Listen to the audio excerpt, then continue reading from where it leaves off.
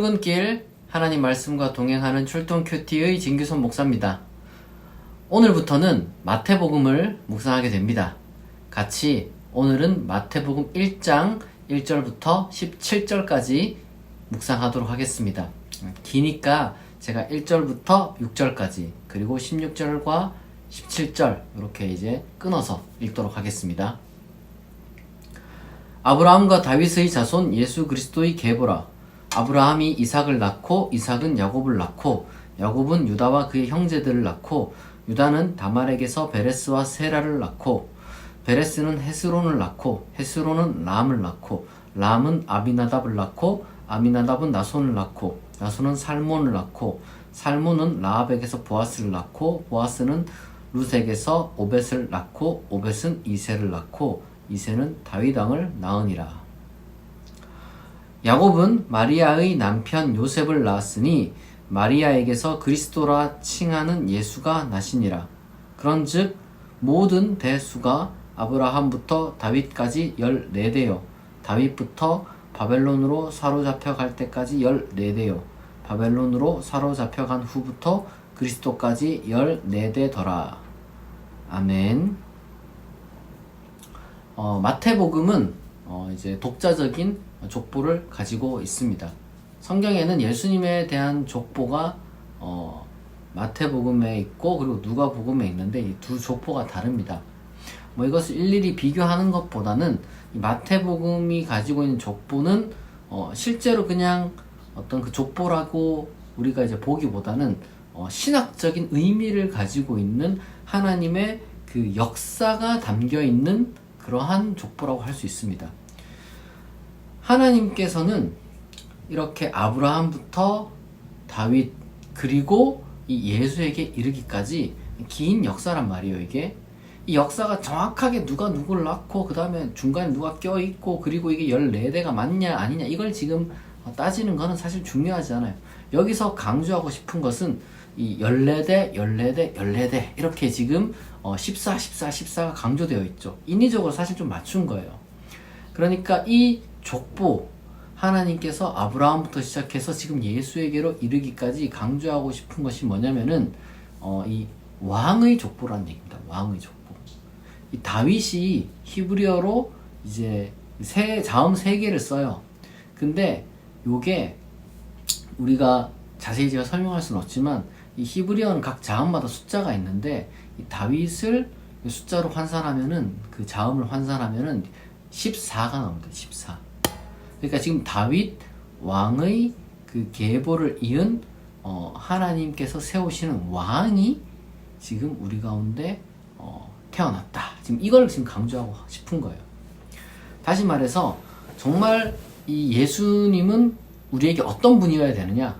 하나님께서 우리에게 보내주신 하나님 나라를 세우고 그리고 또한 통치하실 왕으로서 우리 가운데 나셨다. 이걸 우리가 기억해야 됩니다.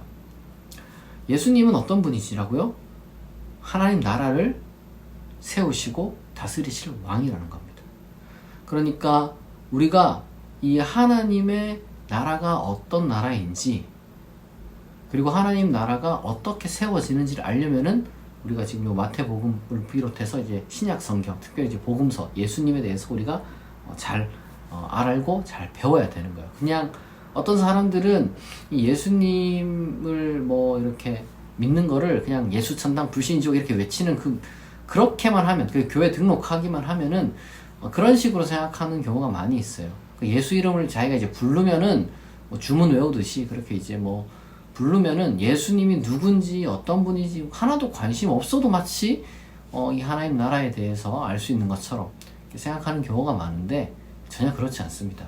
예수님에 대해서 정말 이 마태복음은 이제 수많은 예수님에 대한 기록 중에 이제 하나인데 이거 하나만이라도 어쨌든 열심히 우리가 묵상하고 읽고 배워야지 하나님이 어떤 분이시고 그리고 하나님 나라가 어떤 나라인지 예수님을 통해서 우리가 알 수 있게 되는 겁니다.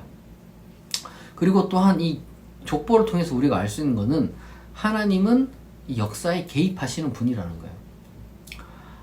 이게 정말 중요한 신앙입니다. 이 역사라는 것은 그냥 물질이 상호작용해서 아니면은 뭐 그 위에 이제 인간이 존재하니까 이제 인간이 상호작용해서만 역사가 만들어지는 게 아니에요. 역사는 하나님이 이끌어 가시는 겁니다. 하나님의 뜻대로 역사가 인도되고 있는 거예요. 따라서 이 역사라는 것은 어떻게 해석하느냐에 따라서 이제 달라지겠지만 중요한 것은 역사로 보는 관점이죠. 역사는 여러분 정말 진전하고 있습니다. 하나님 나라를 향해서 지금 나아가고 있어요. 그 가운데 뭐 이렇게 이런저런 어떤 좌충우돌 그런 사건들도 있고 어떨 때는 정말 뭐 놀라운 사건, 뭐 발전하는 그런 사건도 있고 또 어떨 때는 너무 비극적인 사건도 있겠지만 그것이 이제 앞으로 갔다 뒤로 갔다 하는 게 아니라 꾸준히 쭉 하나님의 뜻 안에서 어쨌거나 하나님 나라를 향해서 나가고 있다는 걸 우리가 기억을 해야 되는 겁니다. 중요한 것은 이 예수님의 이 족보를 보게 되면은 이 여성들이 나와요. 여성들. 뭐 우리가 다 이야기를 할 수 없지만은 뭐 룻 나오고 그 다음에 이제 그 다윗의 아내 중에서 이제 그 이름은 나오지 않지만 이제 밧세바 나오고 뭐 이렇게 이제 여성들이 나오고 마지막으로 이제 또 뭐 마리아 나오고 이렇게 한단 말이에요. 중요한 것은 여기서 이렇게 나오는 그 여성들이 나온다는 것은 뭐랄까 일종의 그 소외된 자들이거든요. 소외된 자들. 그런데 이 소외된 자들이 이 족보에 들어가 있다는 것이 어떤 의미가 있느냐? 하나님은 역사 속에서 소외된 자들을 단순히 돌봄의 대상으로만 보는 게 아니라는 거예요. 당연히 우리가 역사 속에서 아니면 우리가 살아가는 사회 속에서 소외된 사람들이 있습니다. 그 사람들 우리가 돌봄의 대상으로 우리가 봐야 돼요. 그러나 그 사람들은 돌봄의 대상 그 이상입니다. 하나님은 그 사람들을 돌봄의 대상이라고 우리에게 말을 하실 뿐만 아니라 그 사람들을 쓰시는 분이라는 거예요. 하나님은 사회가 정말 그 인간의 어떤 그 관점으로는 소외된 자라서 이제 돌봐야 된다라고 말씀을 하지만 거기서 끝나는 게 아니라 하나님 그들을 들어서 쓰신다는 거예요. 저는 그렇게 생각합니다. 역사 속에서 근데 사실 주인공이라고 할 만한 사람들 몇 명이나 되겠어요. 우리가 역사를 공부하면서 이름을 알 만한 사람들 몇 명이나 되겠습니까? 뭐 엄청 많죠. 엄청 많고 그 중에서 또 기억나는 사람 또 뭐 소수예요. 각 분야별로 뭐 대단한 사람이 있지만 사실은 또 다른 분야 넘어가게 되면 내 관심사가 아니면은 그리고 또 다른 나라면은 몰라요. 우리가 근데 이제 그 모르는 사람들도 사실은 나름대로 이름 있는 사람이란 말이에요. 그러니까 역사 속에서 이름 있는 사람, 주변화가 되지 않는 사람은 오히려 그 사람들이 소수죠. 역사 속에 대다수는 이름 없이 살다가 갑니다. 근데 그건 인간의 기록의 관점이고 하나님의 관점으로 봤을 때는 다 그 한 사람 한 사람이 하나님 나라에 쓰임받는 귀한 사람이라는 걸 보여주는 거예요. 하나님은 나를 그렇게 역사 속에서 바라보고 계십니다. 어떤 사람은 그래요. 내가 세상 가운데 사회 속에서 살아가면서 뭐 그렇게 대단하게 이름 날리는 사람도 아니고 유명한 사람도 아니고 그것도 이제 인간적인 관점이고 그것도 우리나라의 관점이고 좀 더 이제 뭐 거시적 차원에서 정말 인간 역사적인 차원을 봤을 때 나는 뭐 정말 아무것도 아니고 역사 이름 남긴 사람 별로 없어요. 더 나아가서 어떤 사람들 뭐 우주적인 관점으로 또 봐요. 우주적인 관점으로 봤을 때는 또 뭐 자기가 초라하고 아무것도 아니고 그냥 정말 한 점만도 못한 그런 식으로 자기 스스로를 생각하고 비하 아닌 비하 그게 무슨 뭐 객관적인 어떤 자기 판단이라고 얘기를 하는 사람들이 있지만 사실 여러분 성경의 관점 하나님의 관점 전혀 그렇지 않습니다. 우리 한 사람 한 사람은 역사적으로도 우주적으로도 결코 초라한 존재가 아닙니다.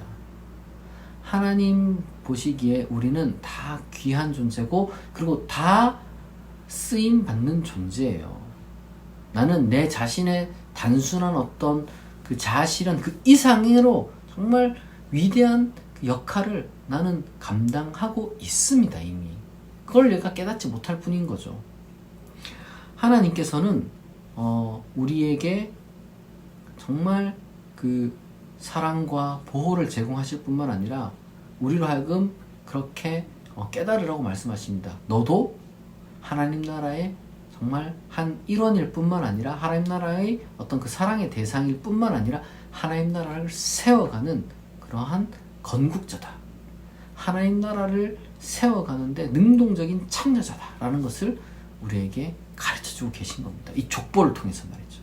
우리 족보를 통해서 예수님이 왕이죠. 예수님께서 우리에게 하나님이 어떤 분이시고 그리고 하나님 나라가 어떤 것인지 또 가르쳐 주셨고 몸소 그 하나님 나라를 위해서 자기 목숨을 던지신 분이죠.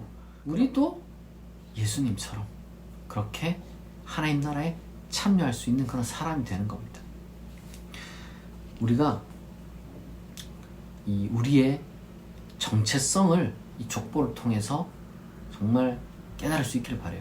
예수님이 어떤 분이신지 깨닫고 역사가 어떻게 흘러가는지도 깨닫고 그리고 또 나 역시도 어떠한 존재인지 여러분 이 시간 다시 한번 깨닫고 하나님께서 나를 정말 귀하게 여기시는구나. 정말 하나님께서 나를 쓰시는구나. 나는 어떻게 쓰임받을까. 이러한 어떤 그 자기 정체성에 대한 재확립과 신학적인 정체성 확립을 여러분들이 오늘 꼭 다시 한번 확립을 하시고 그리고 또한 자신감을 갖고 정말 우주 속에서 초라한 존재가 아니라 우주 속에서 여러분 존귀한 존재라는 것을 여러분 다시 한번 스스로 잘 깨닫고 하나님께 감사하며 살아갈 수 있는 그런 하루가 될 수 있기를 진심으로 축원드립니다. 기도하겠습니다. 하나님 아버지, 오늘 마태복음을 이제 묵상하기 시작합니다.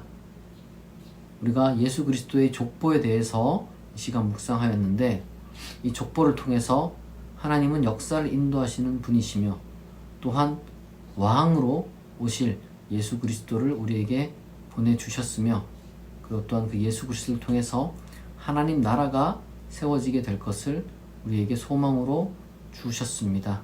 하나님, 우리가 예수님이 어떤 분인지 잘 배우고 왕이신 예수님 그리고 하나님께서 그 예수님을 왕으로 세우시는 그 하나님 나라를 우리가 잘 기억할 수 있도록 또한 잘 배워서 세워나갈 수 있도록 은혜를 베풀어 주옵소서. 우리가 또한 역사 속에서 단순히 티끌같이 이름 없는 존재가 아니라 하나님 보시기에 우리도 그 하나님 나라의 정말 귀한 일꾼들임을 우리가 깨닫게 하시고 우리가 우주 속에서 역사 속에서 초라한 존재가 아니라 오히려 존귀한 존재임을 우리가 다시 한번 깨닫고 우리의 정체성을 정말 재확립할 수 있는 귀한 시간 되게 하여 주옵소서. 늘 우리와 함께 하시고 동행하시는 줄 믿사오며 감사드리며 예수님의 이름으로 기도합니다. 아멘. 여러분, 오늘 하루도 정말 하나님 안에서 승리하고 또한 행복한 하루가 될 수 있기를 진심으로 축복합니다. 오늘 출동 큐티 여기서 마치겠습니다. 내일 아침 6시에 다시 만나겠습니다.